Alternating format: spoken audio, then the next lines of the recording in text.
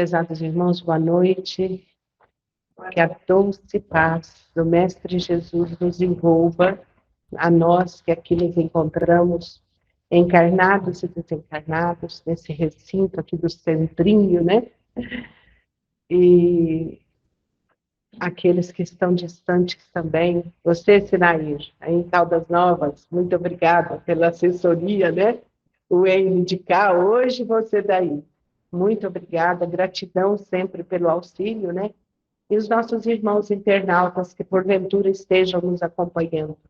Eu gostei muito da colocação que o Cícero acabou de fazer, que durante a prece inicial, as reflexões sobre os ensinamentos do Evangelho, nós já estamos sendo tratados, não só quem está aqui presente, mas a todos que estão distantes também.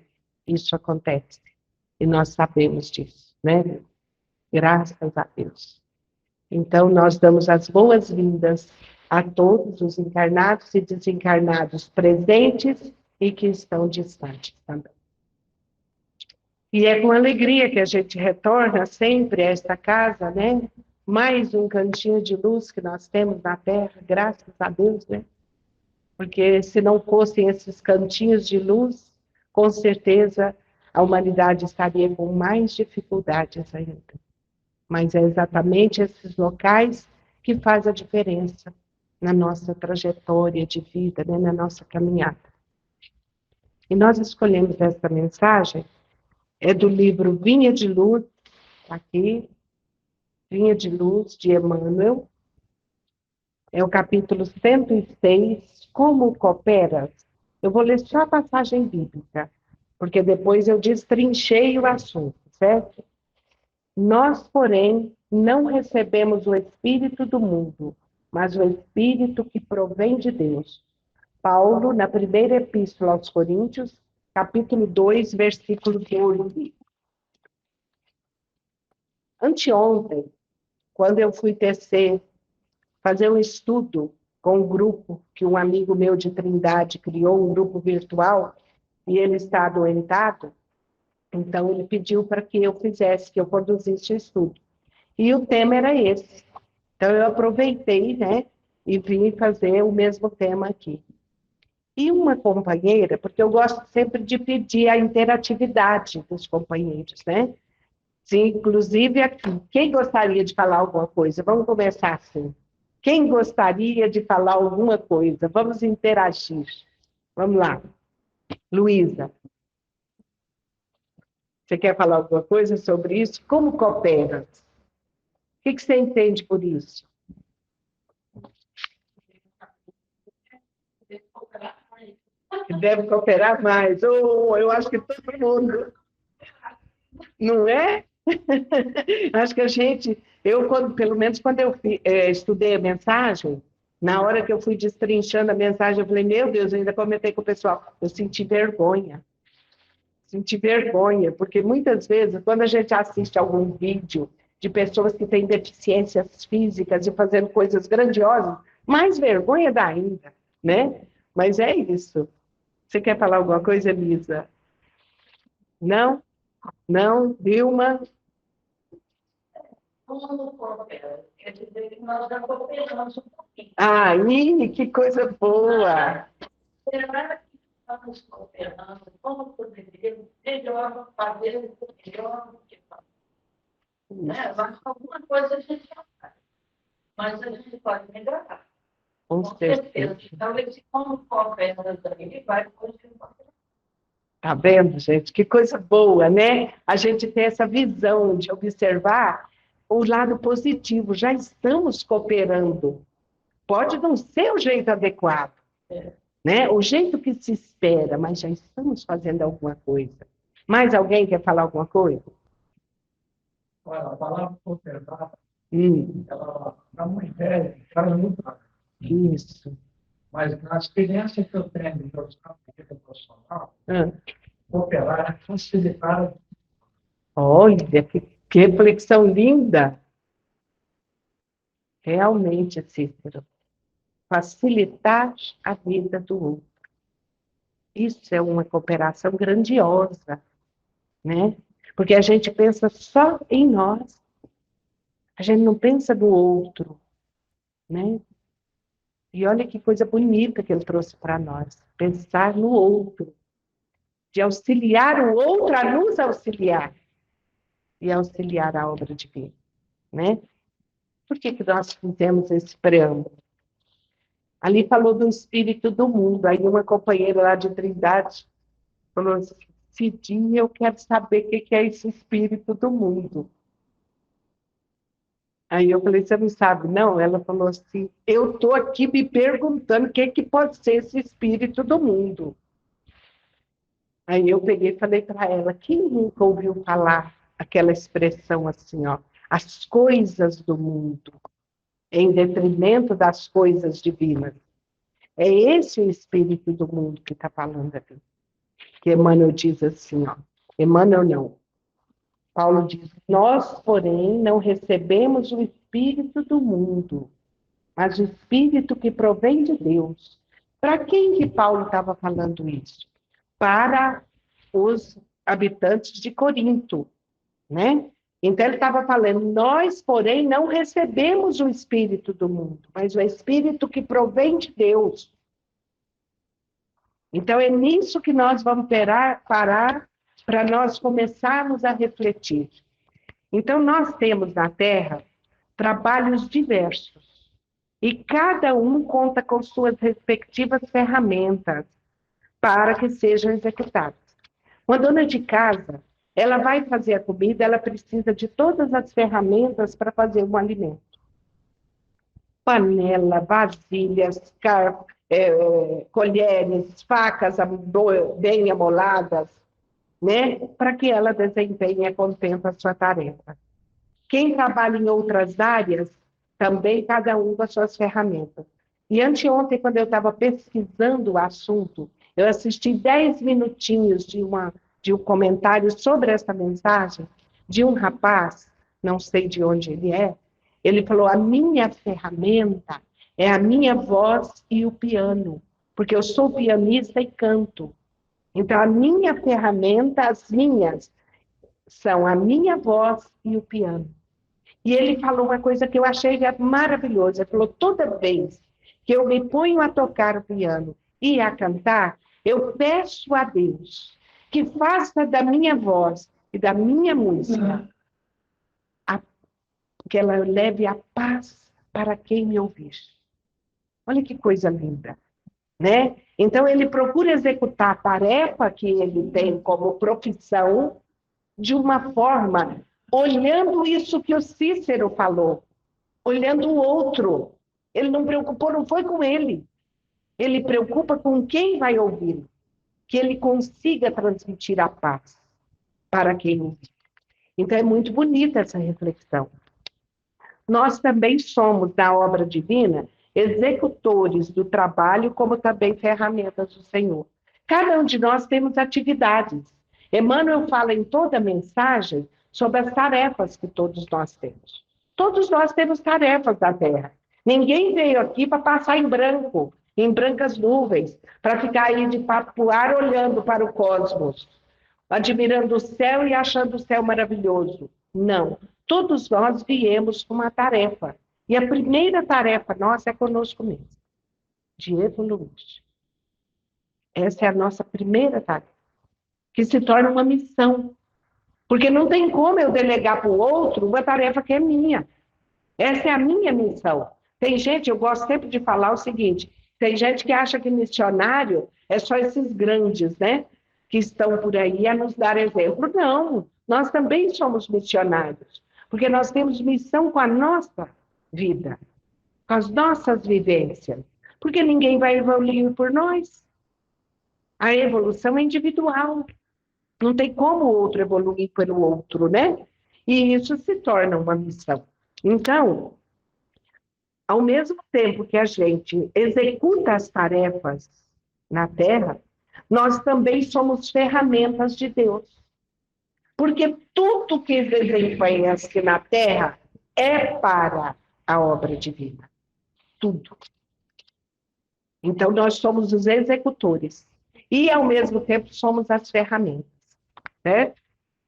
Da mesma forma que precisamos de ferramentas para executar nossas atividades, e que o ideal é que essas sejam adequadas e boas, nós, enquanto ferramentas do Senhor, somos dotados de aptidões que podemos ou não aprimorá-las conforme o modo que executamos nosso trabalho.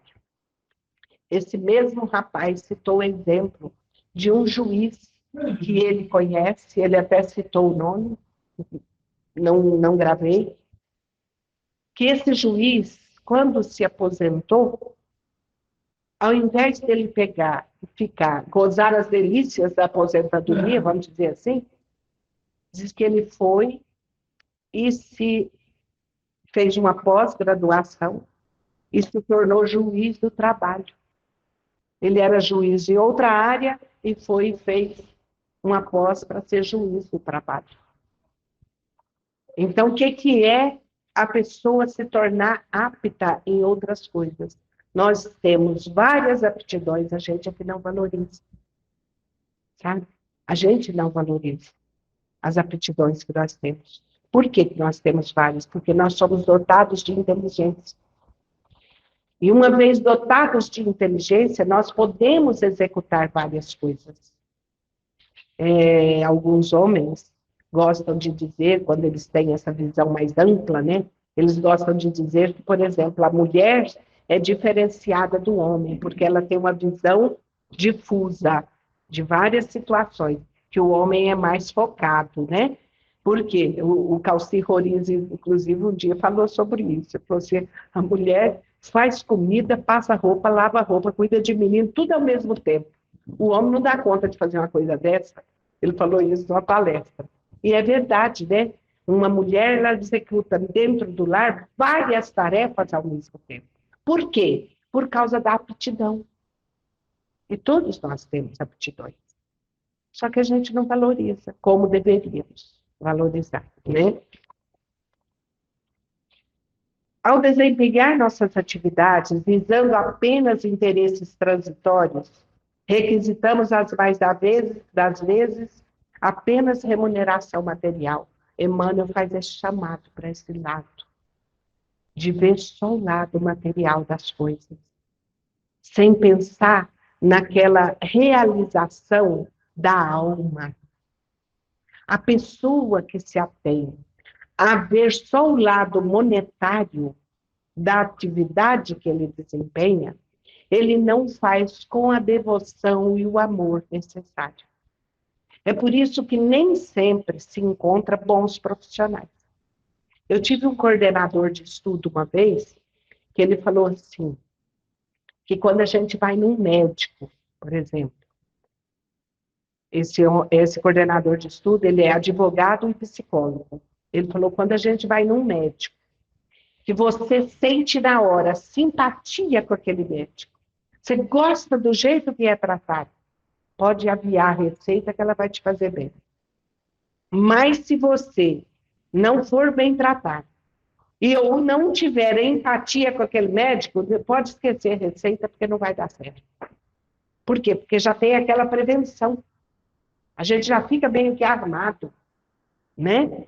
Então, é exatamente por causa disso. Por causa daquele lado de quem vai desempenhar uma tarefa visando só o ganho monetário. É preciso envolver a alma nas nossas atividades. A gente, quando vai fazer uma comida, nessa novela que está passando agora das 8 horas, das 9h30, né? 9h30.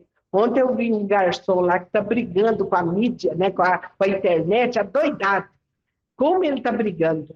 E ontem ele falando, a esposa falando de uma panela, que a panela, você viu? Que a panela só falta falar, que põe lá os ingredientes e fala, eu quero que faz um arroz carreteiro, a panela se vira, e que entrega um arroz carreteiro de primeira.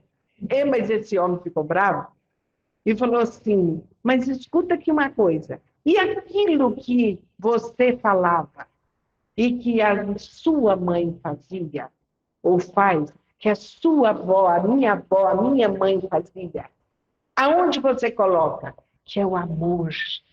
a energia do bem que vai fazer aquele alimento. A panela tem, desse jeito, ele fica furioso, sabe? Fica furioso. E eu peguei, prestei atenção naquilo e falei, engraçado, que verdade que aquele homem falou, com tanta simplicidade, né, Vilma? Com tanta simplicidade ele falou sobre isso, sabe? Por quê? Porque nós precisamos envolver as nossas tarefas com amor. Nem sempre a gente faz isso. Nem sempre. Nós precisamos acolher tudo que nos acontece com amor. Eu já falei isso aqui de outras vezes e torno a repetir. Até mesmo a dor. Se a gente não tem amor com a dor, o que vai acontecer? Ela vai ficar batendo ali, ó, até a gente aprender. Muitas vezes, uma encarnação é pouco para esse aprendizado. Por quê? Porque somos rebeldes. Nós somos filhos de Deus, mas rebeldes ainda, que não entendemos que esta dor que nos acontece foi conquista nossa e que ela veio para nos despertar para alguma coisa que nós precisamos aprender. E assim é tudo na nossa vida, que nós precisamos realizar, né? Temos ainda situações em que, se detemos nas mãos algum poder, acabamos por abusar deste, esquecendo que até nestas situações estamos sendo ferramentas e responderemos pela forma que exercitarmos este poder. Quando a gente vem com uma situação, por exemplo, de poder nas mãos, não é por acaso. É para que a gente faça exatamente o que o Cícero falou. Cooperar pensando no outro. E se eu tenho poder, eu tenho que exercer esse poder com amor. Se eu não faço isso, eu estou violando a lei de amor. Que foi a lei que Jesus veio para vivenciar. Porque ela já existia. Mas Jesus veio para vivenciar essa lei. Ensinar para nós como que a gente deve vivenciar isso. Ter amor com a dor. Ter amor com o sofrimento. Porque é para isso que veio esse sofrimento, para o nosso aprendizado. E fomos nós que conquistamos. E quando a gente tem o poder nas mãos e abusa dele, vamos responder posteriormente também por isso. Aí eu ainda citei o exemplo. Temos tantos exemplos de pessoas com muito poder nas mãos, mas que exerceu esse poder com humanidade, que é o caso do doutor Antônio Hermílio de Moraes, e eu citei um outro anteontem também, que também fez a mesma coisa, pensando no seu semelhante, capacitar o seu semelhante, cooperar com o progresso do seu semelhante. Isso é a verdadeira cooperação, a ajuda que se faz, né? E aí nós precisamos, então, perguntar, o que precisamos, então, observar diante de tudo isso? O que nós estamos precisando observar, notar? Emmanuel nos diz que todos nós, enquanto filhos de Deus, somos seus discípulos e temos o Espírito do Pai em nós. Ninguém tem o Espírito do mal em nós. Não. Nós temos o Espírito de Deus. Deus nos criou a sua imagem e semelhança. Se nós acabamos por atrair o mal, primeiro, que o mal não é criação de Deus. Deus só criou o bem. O mal é criação do homem. E se a gente atrai esse mal para nós, é por causa dos nossos enganos de conduta. Né? A forma que a gente vai se conduzindo, que vai propiciando que o mal se aproxime de nós. Então, se temos o Espírito do Pai em nós, com todas as forças do bem a nos renovar, para que superemos as dificuldades milenares que nós carregamos conosco. Deus não desampara nenhum filho. Ele está ao nosso lado todo o tempo. Jesus está ao nosso lado todo o tempo. A nos auxiliar, a nos iluminar, a nos enviar os seus mensageiros, para que facilite para nós o entendimento e a vivência dessa lei de amor. Agora a gente deixa que o espírito do mundo fale mais alto em nós. Esse é o problema. Deixar que o espírito do mundo fale mais alto em nós. Aí eu ainda comentei com a turma que o ano passado, eu e as minhas amigas, né, programamos uma saída para ir conhecer um determinado lugar aqui em Goiânia. Está bem famoso o lugar, né, ali perto de ILL, um tal de local, que era muito legal, que era muito bom e tal, que era uma delícia para comer uma panelinha lá, sabe? Panelinha que está famosa, né? No Brasil inteiro agora. Panelinha Goiânia está famosa. Outro dia eu vi na televisão. E aí, era uma terça-feira, era o único dia que uma das amigas podia ir. Não podia outro, não tinha jeito de ser outro.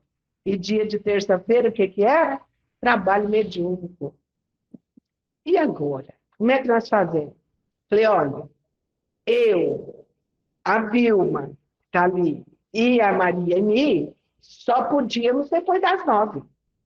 As outras podiam, as outras que iam, podiam antes, mas nós não podíamos. Ah, mas vai, tem jeito sim, nós vamos para o trabalho mediúnico, sai do trabalho mediúnico, nós vamos lá. Gente, a turma de ontem riu disso, porque eu falei assim, foi errado o que nós fizemos? Não, porque o que nos moveu não foi espírito do mundo no sentido de gozar só as delícias do mundo. Nós cumprimos com a nossa tarefa e saímos com os pensamentos e os sentimentos do bem, de nos alegrarmos, de vivenciar uma situação agradável, comer uma comidinha diferente, né? Que a gente estava com vontade. E foi super legal, sabe? Foi ótimo o nosso passeio. Foi tudo bem. Uma delícia. O que nós não podemos fazer é fazer disso um hábito. Ou deixar sempre as coisas divinas para fazer somente as coisas do mundo. Porque as coisas do mundo também são coisas divinas. No próprio Evangelho não tem a fé humana e a fé divina? E lá fala que a fé humana é divina, desde que nós ponhamos amor nisso. Então, o que determina é essa circunstância. E todo abuso que nós fazemos daquilo que a gente faz, daquilo que a gente vai fazer. Se a gente, por exemplo, eu lembro que o meu coordenador, o meu orientador de O Livro dos Espíritos, né, o doutor Serapião, um dia conversando, e um companheiro falou assim, porque beber cerveja está muito errado. Aquele lado radical, né? Aquele posicionamento radical da pessoa. Ele falou assim, não é onde está o erro. O erro não é tomar cerveja, é o abuso que fizer da cerveja. Isso é que está errado. A doutrina espírita não proíbe nada. Ela nos conscientiza da responsabilidade que nós devemos ter com os nossos atos. É isso que a doutrina espírita faz. Porque se fosse para proibir, proibição tem um monte por aí. E nem Deus, nem Jesus não proibiu nada de nós. Jesus não proibiu que a gente seja feliz e tenha alegria. De jeito nenhum. Então a gente precisa sempre ponderar sobre tudo que vamos fazer e lembrar, só um minuto, e lembrar que as nossas atitudes devem ser pautadas no quê? No bom senso e no amor. Isso é que deve nos conduzir. Nessa condição, somos todo o tempo defrontados pelas luzes do Evangelho, como também pelas investidas das sombras.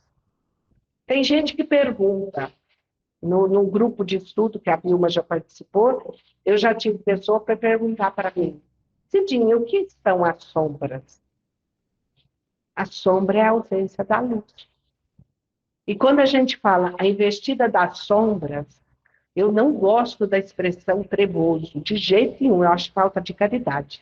Mas são os nossos irmãozinhos, ainda infelizes, porque desconhecem a lei de amor, ou estão rebeldes em praticá-la, que estão ausentes da luz, portanto, estão nas sombras. E nos atacam. E vem aquela investida da sombra. Então, quando Emmanuel nos faz o alerta, que nós somos todo o tempo defrontados pelas luzes do Evangelho, a boa nova de Jesus. Todo o tempo. Nós estamos sendo defrontados com essas luzes do Evangelho, como também pelas investidas da sombra. Vai que o que vai determinar se as sombras terão êxito ou não em nós é conforme a conduta que tivermos com as coisas do mundo. Porque se a gente souber equilibrar tudo, vai haver equilíbrio até nisso. Porque nem Deus invade o livre-arbítrio nosso. As sombras não vão invadir. Então, que a gente possa sempre pensar, né? De que forma que a gente está se conduzindo, cooperando. Nós somos cooperadores da obra divina. Como estamos cooperando? É preciso, portanto, o quê? Para evitar essa investida da sombra? Vigilância. Pois tudo provém de Deus, mas em nossas atitudes, nem tudo provém do Pai. Interessante o que Emmanuel fala aqui. Tudo provém de Deus, mas nem tudo provém dele, em nós. Por quê? Porque quando eu dou guarida para a maldade e todo sentimento menor, eu não estou agindo com aquilo que provém de Deus. Porque se o que provém de Deus é o bem, é o amor, e as minhas atitudes estão distanciadas da lei de amor, então isso não provém de Deus. Contudo, irá para Deus. E aí, a gente faz a seguinte reflexão. Nós, enquanto pais da terra, ou melhor, enquanto filhos da terra, um bom filho nunca quer dar desgosto para o seu pai e para sua mãe, não é assim? Quer ver seus pais felizes, né? Dando bom exemplo, né? Procurando seguir o conselho do pai e da mãe. O bom filho é assim, uma boa filha. Procura ouvir os conselhos de seus pais. Se assim é conosco, aqui na Terra, nós vamos querer levar para Deus uma conduta que não seja adequada. Uma conduta que esteja distanciada do amor.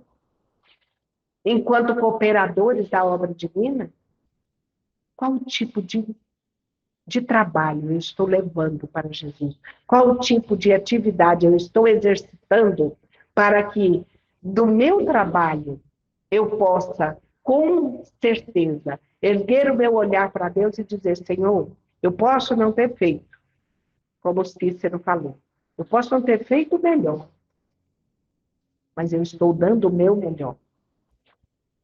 Essa é a diferença. Né?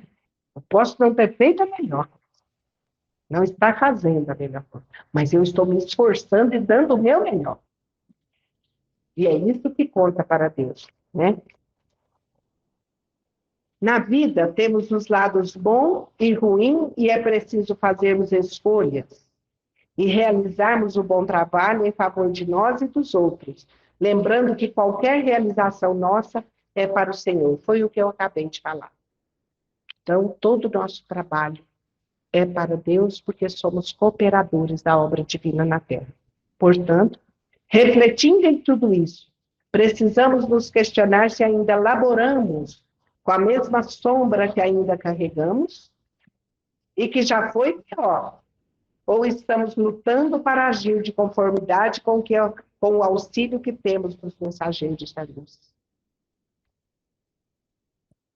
Quando a Vilma colocou, como cooperas? Vendo nessa frase, essa pequenina frase de apenas 2 palavras, o lado, então já estamos cooperando? É bem isso aqui que a gente termina essa reflexão. Nós ainda carregamos sombra, mas já foi muito pior. Nós já progredimos muito, graças a Deus. E estamos nesse trabalho da autoiluminação, do autodescobrimento, do autoconhecimento. E as sombras só se dissiparão de verdade à medida que nós usarmos o bem no nosso livre-arbítrio, para escolher o bom caminho, nos distanciando do espírito do mundo, cada vez mais, no sentido não de fugir daquilo que o planeta nos oferece, dentro da normalidade de vivência, vamos dizer assim, saudável, mas sim da maldade, das discrepâncias, dos abusos que o espírito do mundo faz com nós. A gente tem visto coisas muito tristes acontecendo, exatamente por causa disso. Porque o espírito do mundo dominando essas consciências. E aí a gente pega e pergunta, e ele? Não vamos perguntar dos outros, não, vamos perguntar de nós. E ele? O que estou fazendo? Com o auxílio que tem dos mensageiros da luz, que Jesus me envia em todos os momentos, porque nós não estamos desamparados. É importante que a gente reflita sobre isso, que a gente analise isso. E é nessa hora que, como disse a nossa irmã Luísa, dá até vergonha, né, Luísa? A gente pensar, meu Deus, eu podia estar fazendo muito mais, como disse a Vilma, ou eu podia estar fazendo quem não está fazendo, porque tem quem não está fazendo. Porque quem está fazendo a maldade não está cooperando com a obra divina. Ao contrário, está sendo agente das sombras. Então, é tudo isso que a gente deve refletir, analisar, pensar com carinho e amor, para ver até que ponto ou que ponto estamos colaborando com essa obra divina. E eu já estou finalizando. Para a nossa reflexão, eu trouxe uma página que eu recebi de um amigo pelo WhatsApp, e eu conheci essa página já de longos anos. E é uma página muito bonita, porque mostra, faz a gente refletir como que a gente está se posicionando nesse mundo moderno.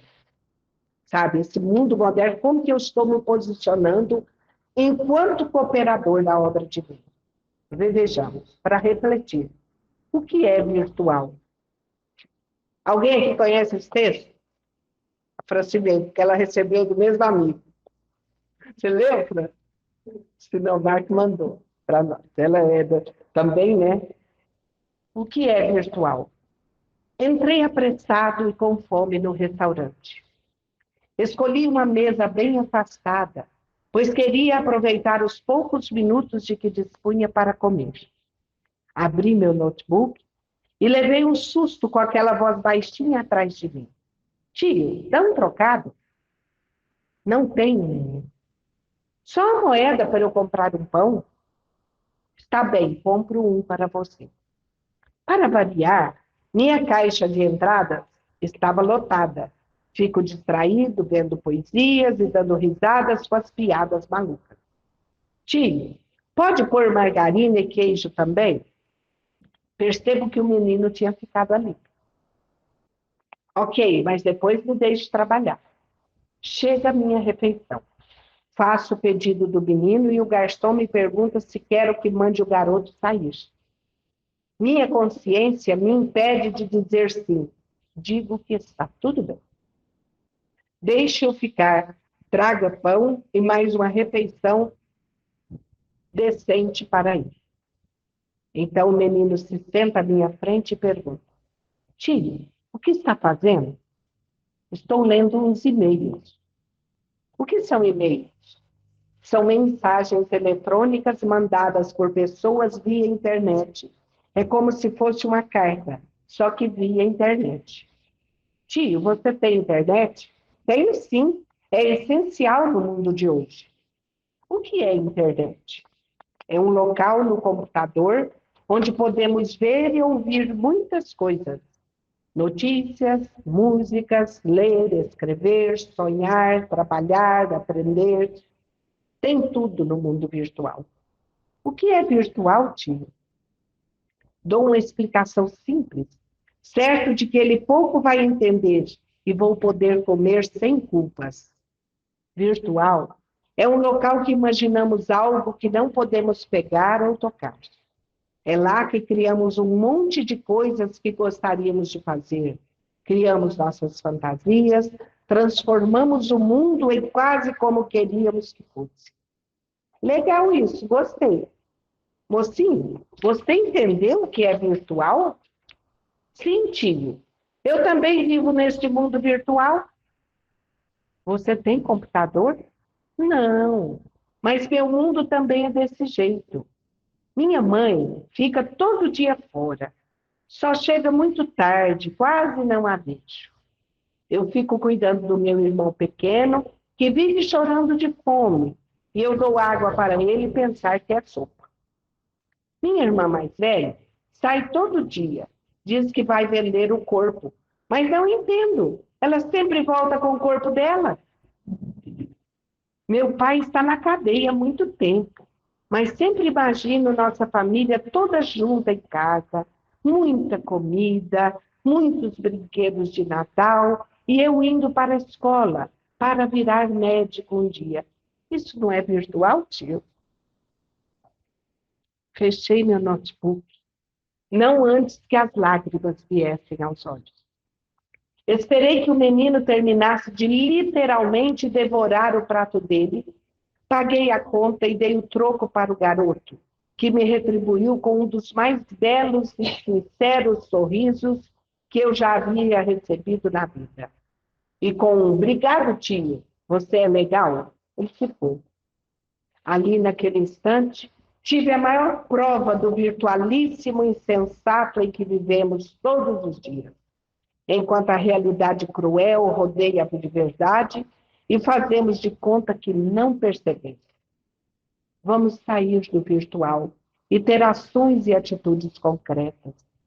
Participar da vida dos nossos irmãos, da nossa comunidade e da nossa família.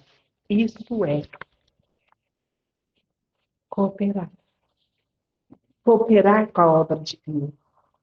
Quando esse autor aqui, que é uma autoria desconhecida, fala, vamos sair, vamos participar da vida dos nossos irmãos, da nossa comunidade, da nossa família. Hoje, infelizmente, por causa da internet, a gente observa as famílias todas desligadas. Se a gente vai num restaurante, por exemplo, cada um está com a maquininha na mão, né? No mundo virtual. Cada um com o celular na mão, no mundo virtual. Se a gente está numa reunião de amigos, a mesma coisa. E por aí vai. Sempre. O banquininho, esse coisinha aqui, ó, tirou a vida fraternal, o convívio fraternal das pessoas. Porque cada um fica no virtual. E aí nós perguntamos, e a cooperação com a obra de Deus? Como coopera? Como estamos cooperando com a obra de Deus? Fica para a nossa reflexão. Que Jesus possa nos abençoar, nos fortalecer na nossa caminhada, que possamos refletir muito sobre as nossas atitudes, como nós estamos nos conduzindo. Porque se queremos um mundo melhor, como nos diz Mahatma Gandhi, ele tem que começar em nós. Não tem jeito do mundo se tornar melhor se não começar em nós. Que Jesus nos fortaleça, nos ampare a todos que nos encontramos aqui, encarnados e desencarnados. Nosso muito obrigada. Obrigada também a todos vocês que estão distantes, aí no virtual, nos assistindo, nos acompanhando, né? E graças a Deus que tem o virtual, gente. Porque nós temos que olhar pelo lado bom. Se está errado ficar no virtual quando estamos todos juntos, em contrapartida, quando estamos distantes, o virtual é uma bênção. E a pandemia nos trouxe esse aprendizado de quanta coisa nós temos realizado no mundo virtual, né? Depois que tivemos que ficar distanciados. por causa da pandemia do Covid. Que Jesus abençoe a todos vocês que estão à distância nos assistindo. Um abraço, Sinair. Muito obrigada por todo o auxílio que nos presta. Obrigada, Wayne, e obrigada a cada um de vocês que aqui estão também. Muita paz a todos. E até breve.